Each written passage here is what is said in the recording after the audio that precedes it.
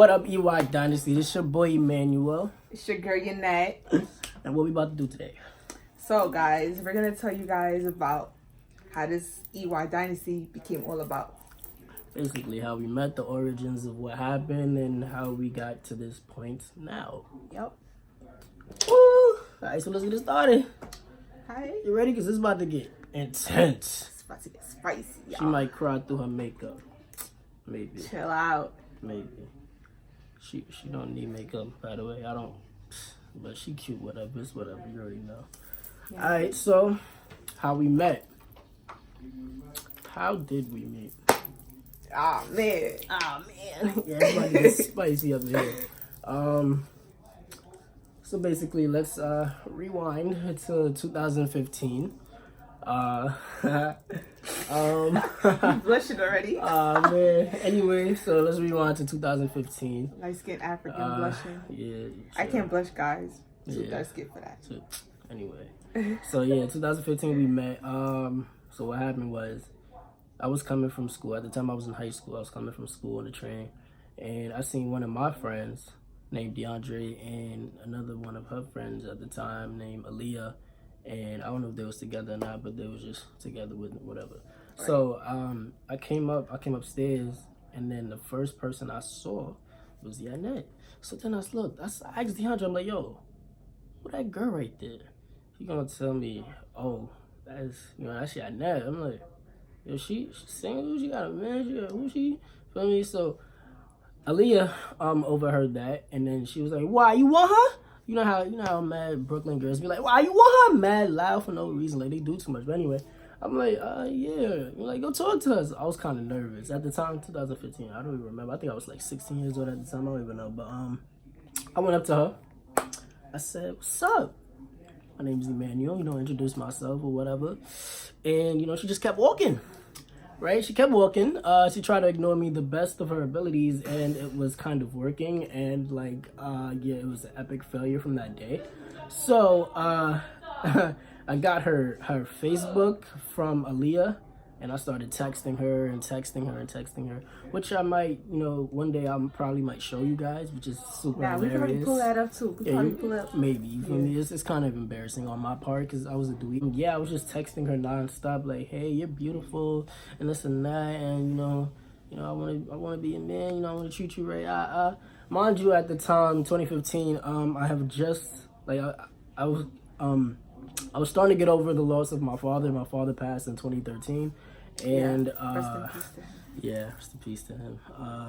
So I was getting over the loss of my pops, and then my head wasn't in a clear path. I actually was just, I don't know, with me right now, I'm a different person from then. But as you should. I'm a different person from then. I'm a different person from then to now. My whole mentality is different, and from 2015 to 2018, everything just changed for me. Maturely, I was getting mature more and all that, and I started to realize what life really meant. And I went to church. Well, I still go to church. But at the time when I was in church, I played the drums, but I wasn't really, in tune with everything. I didn't really care for it. I felt like I was being forced to go, until, years went by, and I started, little by little noticing, what it really means to be a minister in the church, or the responsibility I have as a minister, as the person who plays the drums and to move the people around, to get people hype, Right. It wasn't just to go to church, Yeah, right. But, at the time, that's what I was feeling.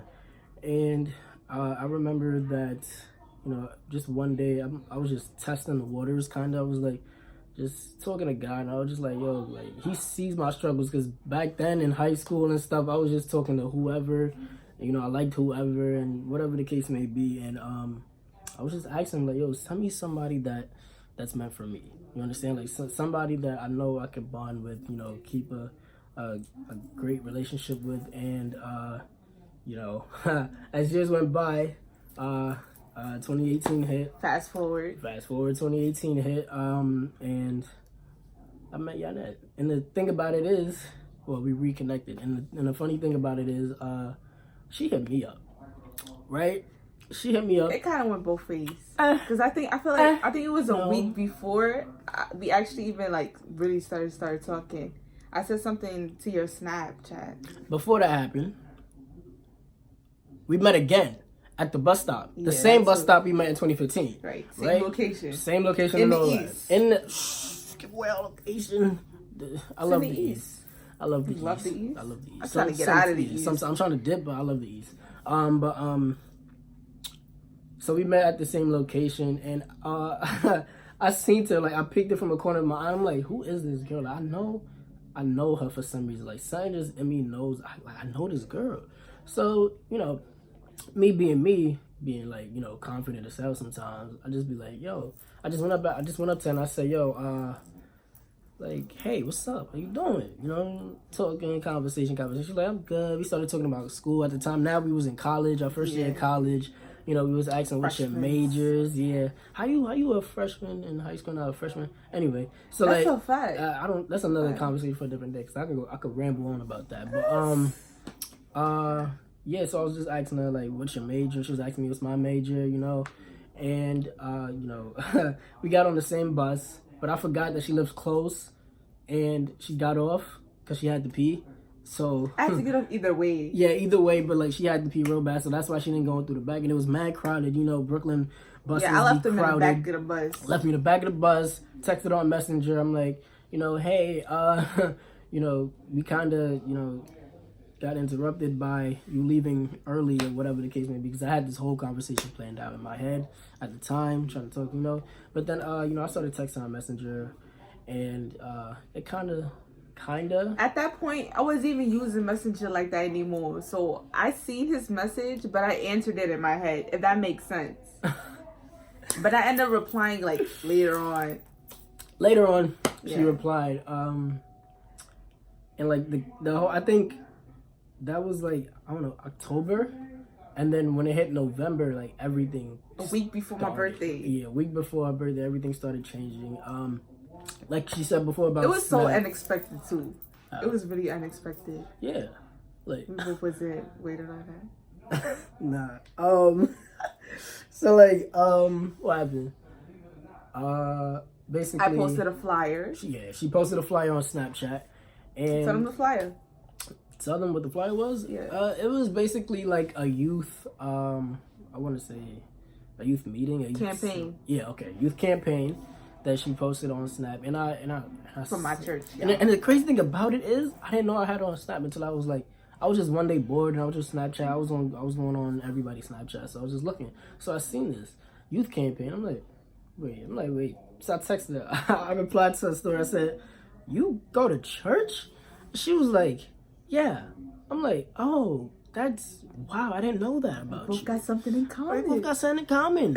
And I was ecstatic, and you know, and after that, you know, we were just having a conversation. She actually invited me to come to the youth campaign, but I couldn't because I had the same kind of thing, but it's youth meeting, the same day, the same time, so there was no way I could come or whatever. And then out of the blue, she said, "Oh, okay, maybe next time. You got my number?" And then when she said that, it's like, no, I don't got your number. I fake had to check if I did, but I didn't, so I didn't have her number. That would have been retarded. Yeah, I mean, like, because we both knew that we didn't have each other's number. I mean, you asked the question. It was a rhetorical question. It was a rhetorical question. She asked about her number. I said no. She gave me her number, and yeah, the conversation went on from there. Yeah, conversation. It mainly led on because we just mainly talking about church and different stuff. Right. And that's when we was actually getting to know each other, like favorite color, favorite food, and all that stuff. And no, it was not those 21 questions. Like, we really had conversations after conversation, and you were not getting bored. Oh God, like. You sweating? No. You sweating, y'all. No, I'm not sweating. I'm good. But anyway, yeah, 21 questions. I mean, it wasn't 21 questions.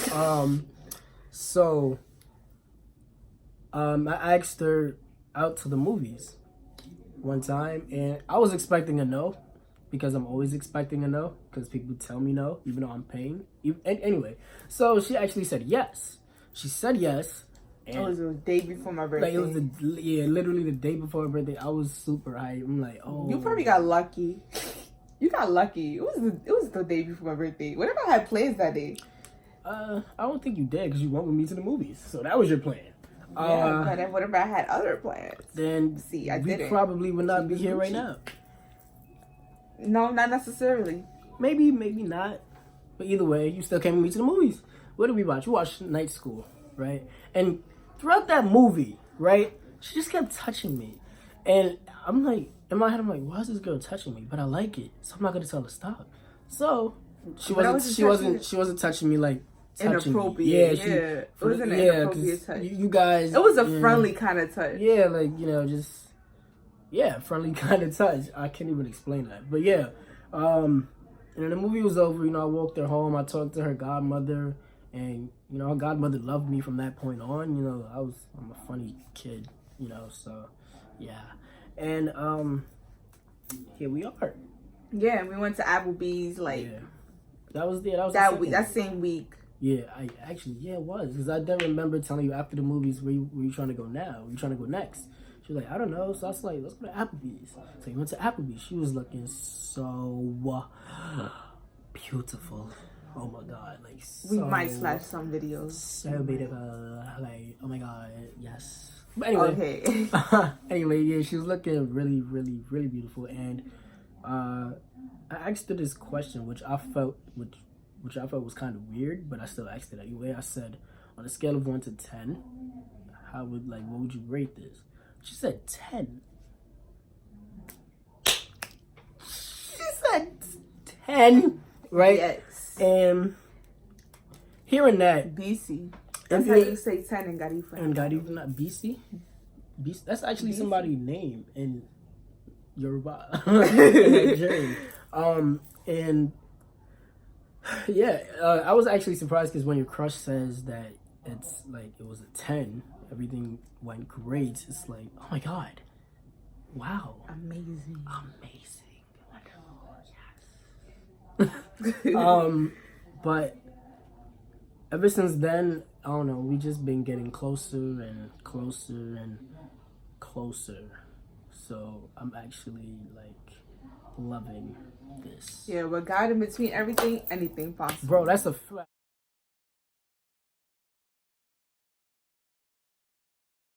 Cause I didn't know she was gonna come back in my life the way she did, and throughout I have to admit, she was really helping me through that time, because like I told you, I wasn't in that right state of mind, but she was slowly but surely bringing me back to God, and making me realize that God is not fake at all. He is very real for those who are still going through stuff. God is very real. What you got to do is turn yourself into Him. Yeah, surrender everything. Leave it in His hand. Don't worry about it, and He got you. Right. When He said He got you, He got you. He got you. And there's never a time or anywhere in the Bible that it doesn't say don't trust in God. Right. Really. Because I'm telling you, it's crazy how, because the people who I used to talk to, who I used to, whatever, I always felt like it was my loss, because I just didn't understand why I was getting treated the way I was. But I've slowly found to realize that it's actually their loss, because God was setting me up for something bigger and better. As He should. In the form of Janet. So, I'm actually happy about the outcome and how everything happened. So yeah. Yep. Okay. What was the next question? The next question was why we wanted to do YouTube. Alright. Long story short, why we went to do YouTube? Because we felt like we was different from everybody else in this generation. We're very unique. Really. Very unique. We would talk about stuff that any other youth would talk about. I feel like we will have conversations that nobody would really have. A real heart to heart. I understand in this generation, a heart to heart is just talking about how boys treat girls and girls treat boys and this and how that. they want to fix it. Yeah, and boys ain't good and girls ain't good, and whatever the case. That's a deep conversation of people. But the deep conversations we have is about God and how He worked, how this came about, and what we could do to make it better, you know. And I feel like relationships in this generation, future-wise kind of thing. Future-wise, exactly, like planning out our future. And I feel like really planning out. Like not just saying it just to say it. Yeah, just like exactly, like see this whole YouTube thing, we plan that and like it's happening. So I feel like people in this generation lacks great conversation in the form of, you know, really having a real heart to heart, like not being scared to talk about, you know, the things that you went through with your you know, significant other. And you know, everything has just been great. Like we never get bored and anything like that. It's just straight conversations like every single day. Right. Yeah. Okay, so the next question is why you came up with the name EY Dynasty for our YouTube channel and our Instagram. So there was, I think it was 2015 as well. 2015 when I had an internship for connected with school, dealing with computers, IT stuff, you know. Geek. Whatever. Anyways, the name of the place was called Ernest and Young. It was in Times Square, and then I thought about it, and I felt like it was very unique as well, connected. So his middle name is Emmanuel, and my middle name is Yannette. So EY Dynasty. And Dynasty, he came up with Dynasty because it meant family. Yeah. Basically, you know, like a long line of, you know, just family. And, you know, in the future, we're going to have our own family. Yeah, and you guys are our family too. Yeah, right, exactly. EY Dynasty fam, you feel me? Yeah. So, yeah. So, that's the end of our video, guys. You know, make sure you like, comment, subscribe, and what else? And click that bell! Click it! Just click it, just boom, click it, just click it. That's what you do. Surprise! Exactly. Click that bell. All right, thanks for y'all. watching, y'all. We'll be back with another video.